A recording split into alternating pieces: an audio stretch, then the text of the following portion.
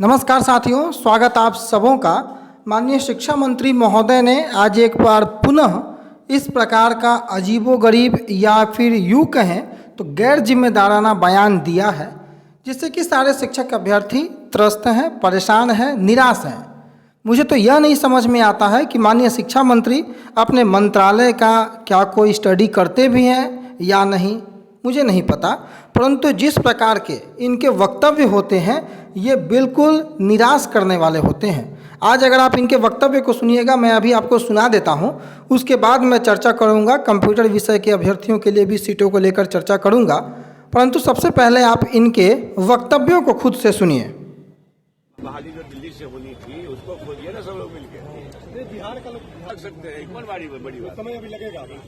मैंने कहा लाखों बहालियां होनी है, महीनों लग सकते हैं, कौन बड़ी बात। लेकिन 16 करोड़ खोजिए ना भाईजान। चौड़ी छाती वाले का, 56 इंची वाला का 16 करोड़ प्रति वर्ष 1-2 करोड़ नौकरी देना था। किसानों की आय दुगुनी का। आप लोगों ने सुना होगा, आखिर शिक्षा मंत्री महोदय जब से पदभार ग्रहण किए हैं तब से ये सिर्फ नफरत मिटाते हैं, दूसरों से 2 करोड़ रोजगार की तुलना करते हैं। अपने पॉइंट ऑफ व्यू पर इनको कोई बात नहीं करना है, अपने मंत्रालय, अपने विभाग की इन्हें कोई जानकारी नहीं है, परंतु बात ये 2 करोड़ रोजगार और 16 करोड़ रोजगार लेने की बात करते हैं। और ये स्पष्ट रूप से करते हैं कि लाखों बहाली देने में मुझे महीनों का समय लगेगा। ना जाने ये कौन सी बहाली है जो सिर्फ अखबारों में आती है, बाकी सारे पद जो हैं वो खाली है। तो इस प्रकार के गैर जिम्मेदाराना बयान, मैंने शुरू में ही कहा था कि शिक्षा मंत्री का जो पदभार होता है, ये जो पद होता है बहुत ही गरिमामयी होता है, संवैधानिक पद होता है।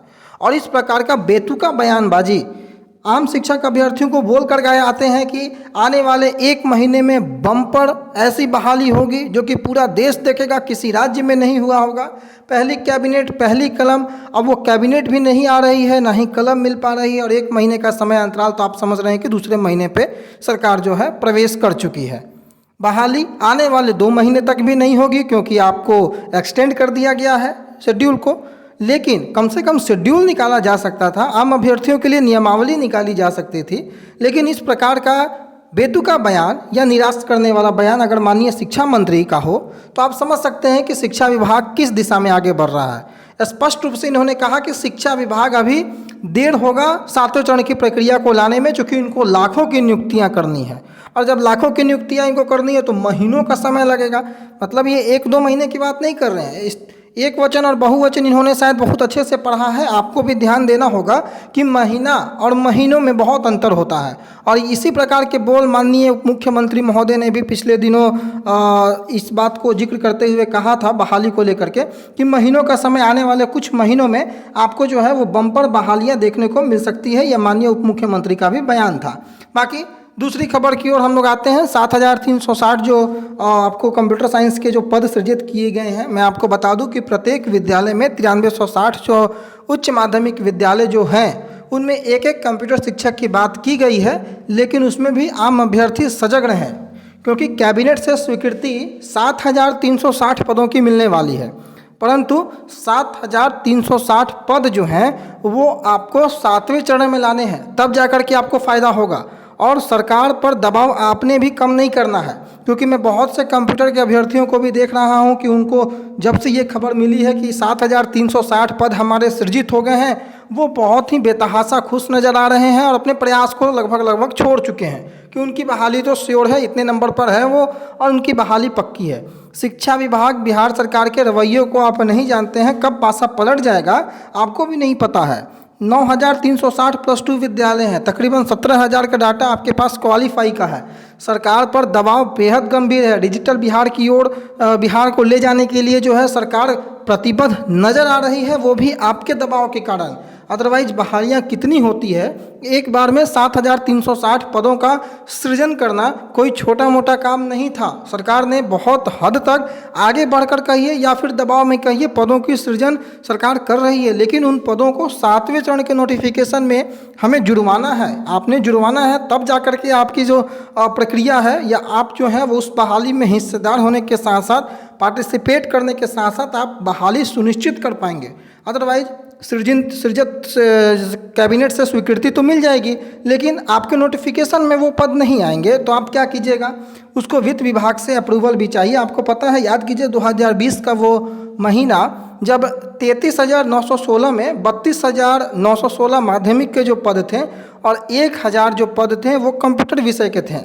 तो कुल मिलाकर आपको लगभग 9,000 के आसपास का डाटा जाता है, लेकिन 9,000 में वित्त विभाग से अभी अप्रूवल भी लेना है, बाकी कैबिनेट की स्वीकृति भी चाहिए। कितने सीटों पर वित्त विभाग अप्रूवल देता है, क्योंकि कैबिनेट में वित्त विभाग का अप्रूवल आपको 1,000 सीटों पर अभी था, पहले से विज्ञापित 1673 सीटें थी, तो आपको 7,360 सीटों को लेकर के दबाव बनाना है। सचिवालय में मैंने देखा कि कंप्यूटर विषय के कुछ एक अभ्यर्थियों को छोड़ दिया जाए जो शुरू से एक्टिव हैं, बाकी अब कोई जाने भी नहीं चाहते हैं। बाकी एसएसटी वालों का भी वही हाल मुझे देखने को मिल रहा है। मैंने पिछले वीडियो में अपील की थी एसएसटी वाले कैंडिडेटों से कि आप समझिए, ये आपके दबाव का ही नतीजा है कि कंप्यूटर के जो पद हैं वो आगे बढ़े हैं, सृजन करके आगे आपको आने वाले हैं, फिर भी आपको जो है दबाव बनाना होगा। लेकिन एसएसटी के अभ्यर्थियों का अभी तक तो कोई अता पता ही नहीं है। सचिवालय में आप बात करेंगे तो 5,000, 6,000, 7,000 तक का मैक्सिमम डाटा आप लोगों के पास पहुंचता है, लेकिन उतने सीटों पे क्या आपकी बहाली हो पाएगी? हर वीडियो में मेरा ये सीट बढ़ाने को लेकर के ये दबाव होता है। रही बात कुछ अन्य विषयों के अभ्यर्थियों का भी मेरे पास फ़ोन कॉल आया था, जिसमें उर्दू है, मैथमेटिक्स है, संस्कृत है, जूलॉजी है, इन सीटों को लेकर के भी चर्चाएं होनी चाहिए, बिल्कुल होनी चाहिए।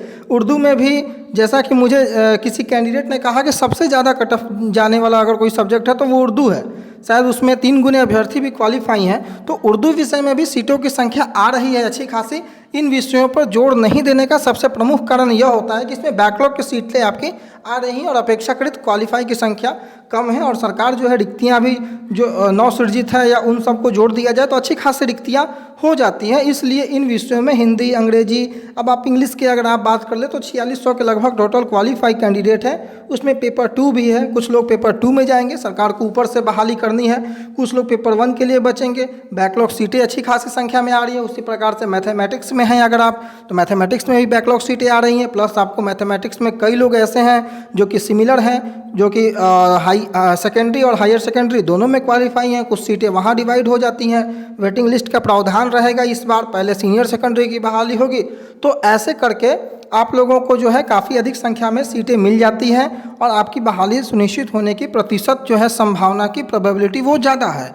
बाकी इन 2 विषयों की अगर हम बात करें तो बहुत अधिक गंभीर है हालात इन 2 विषयों में, इसलिए इन 2 विषयों को ज़्यादा जोर देना पड़ता है। लेकिन ऐसा नहीं है कि जूलॉजी के अभ्यर्थियों की बात नहीं होती है सचिवालय स्तर तक, या फिर उर्दू के, हिंदी के या किसी अन्य विषय के अगर आप अभ्यर्थी हैं तो हर विषय में देखते होंगे कि कैंडिडेट जो है ट्विटर पर या कहीं पर भी अपने स्पेसिफिक सब्जेक्ट को लेकर के ज़्यादा प्रयासरत हैं, होना भी चाहिए। लेकिन आप सबसे भी ये गुजारिश है कि आप अगर किसी भी विषय के हैं तो आप जो हैं अपने स्तर से भी प्रयास जारी रखिए कि सीटों को बढ़ाकर सरकार बहाली निकाले, नोटिफिकेशन निकाले। बाकी आप देख रहे हैं सरकार की मंशा, माननीय मंत्री महोदय का जिस प्रकार से बयान आया है बेहद दुर्भाग्यपूर्ण है और एक बार पुनः निराशाजनक बयान है। बाकी 22 सितंबर को अभ्यर्थी जो हैं पहुंचने वाले हैं पटना की सड़कों पर, देखेंगे कि अभ्यर्थी 22 सितंबर को क्या कुछ सरकार से जो है कुछ स्पष्ट और पॉजिटिव बात निकाल कर ला पाते हैं या फिर नहीं ला पाते हैं। लेकिन 22 सितंबर को आंदोलन भी अभ्यर्थियों का प्रस्तावित है और वो प्राइमरी वाले अभ्यर्थियों का प्रस्तावित है, 1 to 8 वाले सीटेड बीटेड अभ्यर्थियों का प्रस्तावित है, उस पर भी निगाहें रहेंगी। फिलहाल के लिए इतना ही।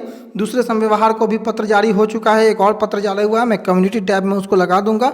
और आज से फॉर्म फिलिंग भी जो है शायद शुरू हो चुकी है, उसको लेकर के भी आज के अखबारों ने प्रकाशित किया था। तो कम्युनिटी टैब में जाकर के बाकी खबरों को आप देख लेंगे विस्तार से। कोई अन्य अगर खबर आती है तो हम लोग चर्चा करेंगे। फिलहाल के लिए इतना ही। अपना बहुत ख्याल रखें। धन्यवाद।